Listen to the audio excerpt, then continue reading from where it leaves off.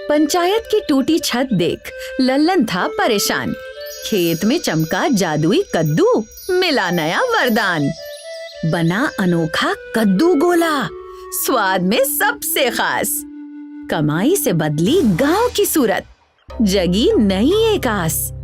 सेवा के उस नेक इरादे ने कर दिया कमाल। खुशहाली की सुनहरी चमक से महका अब चौपाल।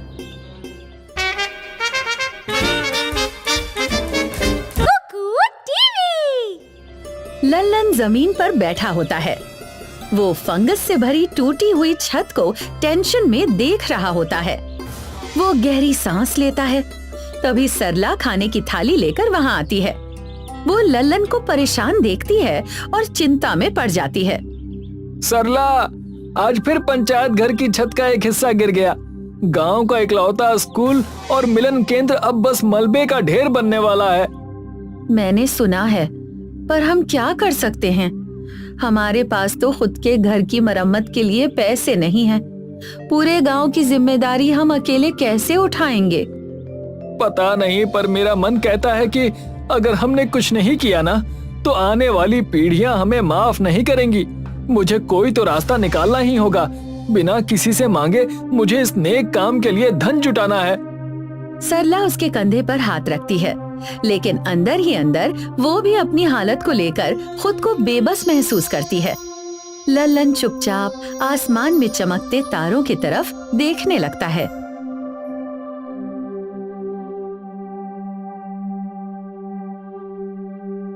अगले दिन डमरू और सुमेर गांव की चौपाल में एक बड़े पेड़ के नीचे बैठे होते हैं। दोनों आराम कर रहे होते हैं। तभी वहाँ लल्लन आता है। वो अभी भी परेशान दिख रहा होता है और अपने ही ख्यालों में खोया रहता है। डमरू उठता है और लल्लन से पूछता है, क्या बात है लल्लन भाई, आज चेहरा इतना उतरा हुआ क्यों है? जैसे पूरी दुनिया का बोझ तुम्हारे ही कंधों पर हो। अरे डमरू, मैं पंचायत घर की मरम्मत के बारे में सोच रहा हूँ। अगर हम कुछ पैसे जोड़ पाए तो हम उसे फिर से नया बना सकते हैं। लल्लन, सपने देखना अच्छा है, पर हकीकत कड़वी होती है। हम सब मेहनत मजदूरी करने वाले लोग हैं। हमारे पास इतना पैसा कहाँ कि हम इमारतें खड़ी करें। मेहनत से सब कुछ मुमकिन है सुमेर। मैं बस एक सही मौके का इंतजार कर रहा हूँ। भगवान कोई ना कोई रास्ता जरूर दिखाएंगे। लेकिन डमरू और सुमेर को अभी भी उसकी बात पर यकीन नहीं होता। लल्लन हल्का सा मुंह बनाता है और थोड़ी देर बाद वहाँ से चला जाता है। लल्लन अपने कद्दू के खेत में पहुँचता है। वो नए उगे कद्दुओं के बीच बने रास्ते पर ध्यान से चलता है। फिर वो फसलों में पानी देने के लिए नल खोल देता है। चलते चलते उसे खेत के एक पेड़ के पीछे सुनहरी रोशनी दिखाई देती है। वो वहां जाकर देखता है और बड़े पत्तों के नीचे एक कद्दू पाता है। ये कद्दू बाकी कद्दुओं से अलग होता है। उसमें हल्की सुनहरी चमक हो रही होती है। ये क्या है? इतना सुंदर और विशाल कद्दू मैंने अपनी पूरी जिंदगी में कभी नहीं देखा। इसमें से तो खुशबू आ रही है, जैसे इसमें केसर और शहद मिला हो। लल्लन कद्दू को उठाने की कोशिश करता है। जैसे ही वो उसे छूता है, उसे अचानक एक अलग सी ऊर्जा महसूस होती है। उसे समझ आता है कि ये कोई साधारण कद्दू नहीं है। लल्लन उस कद्दू को अपने घर लेकर आता है और सरला को दिखाता है। सरला को भी वो कद्दू अलग लगता है।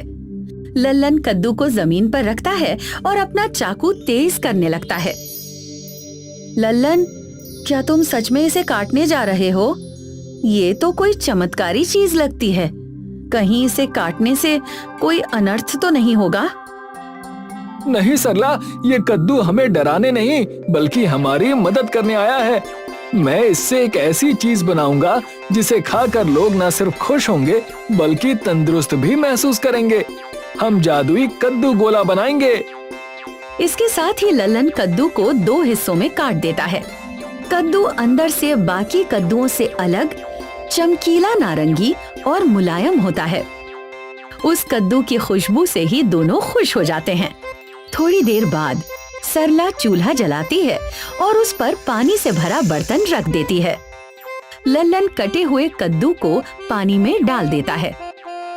देखो सरला, सबसे पहले हम इन टुकड़ों को इस साफ पानी में उबालेंगे। जब ये एकदम नरम हो जाए तब इनका असली जादू बाहर आएगा। थोड़ी देर बाद पानी उबलने लगता है और कद्दू और भी मुलायम हो जाता है। फिर लल्लन लकड़ी का मैशर लेकर उसी बर्तन में कद्दू को मसलने लगता है।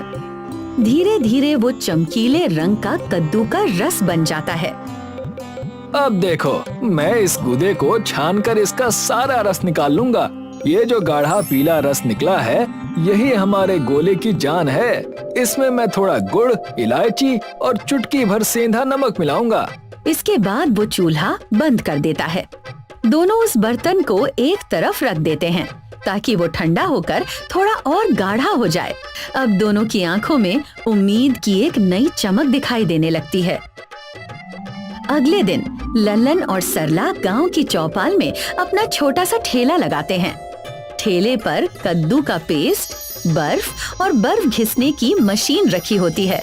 सरला लोगों को आवाज लगाती है। लोग उनकी तरफ उत्सुक होकर देखने लगते हैं। आइए भाइयों और बहनों, कद्दू का गोला खाइए और अपनी सारी थकान मिटाइए। ये स्वाद आपने कभी नहीं चखा होगा। सबसे पहले सुमेर उनके पास आता है। कद्दू का गोला? लल्लन, क्या तुम्हारा दिमाग ठिकाने पर है? कद्दू की तो सब्जी बनती है, गोला तो काला खट्टा या गुलाब का होता है। सुमेर भाई, एक बार चख कर तो देखो। अगर पसंद ना आए तो पैसा मत देना, पर ये पैसा सीधा हमारे पंचायत घर में जाएगा। सुमेर पहले थोड़ा हिचकिचाता है, लेकिन फिर उसे चखने के लिए मान जाता है।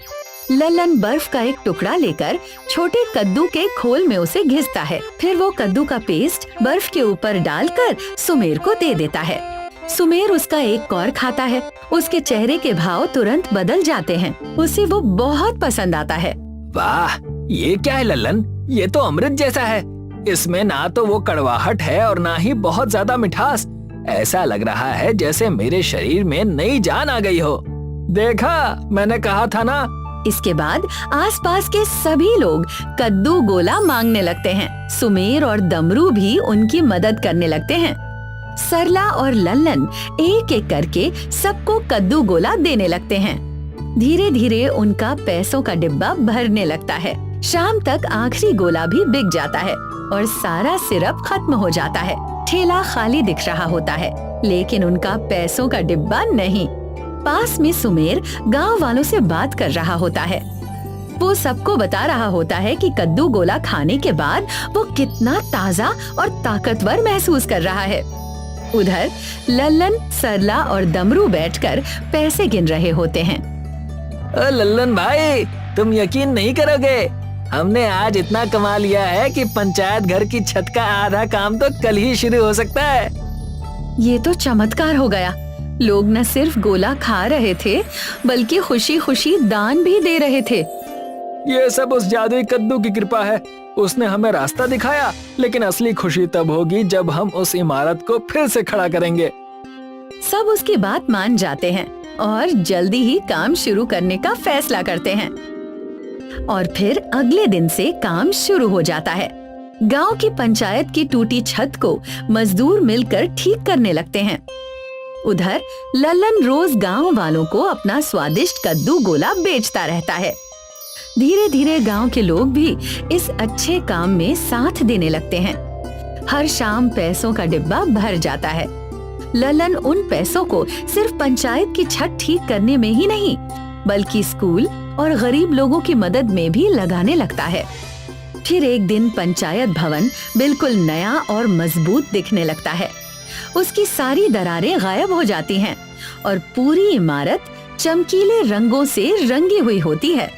लल्लन, सुमेर और दमरू उसके सामने खड़े होकर उसे खुशी से देखते हैं। लल्लन, मुझे माफ करना। मैंने सोचा था कि तुम बस समय बर्बाद कर रहे हो, पर तुम्हारे इस जादुई कद्दू ने तो पूरे गांव की सूरत ही बदल दी। माफी की कोई बात नहीं है सुमेर भाई। हम सब एक ही परिवार हैं। जब हम एक नेक मकसद के लिए जुड़ते हैं तो कुदरत भी हमारी मदद करती है। और भाई, अब तो पूरे इलाके में तुम्हारे कद्दू गोले के चर्चे हैं। क्या हमें एक और मिलेगा? ललन अपने खेत की तरफ देखता है और मुस्कुरा देता है। उसे समझ आ जाता है कि वो जादू किसी खास वजह से आया था और जब उसका इस्तेमाल अच्छे काम के लिए होता है तो वो सबकी जिंदगी बेहतर बना देता है। इसके बाद लल्लन अपना जादुई कद्दू गोला बेचता रहता है और लोगों की मदद भी करता रहता है। हर दिन उसके खेत में वो जादुई कद्दू अपने आप फिर से उग जाता है। कहानी यहीं खत्म होती है।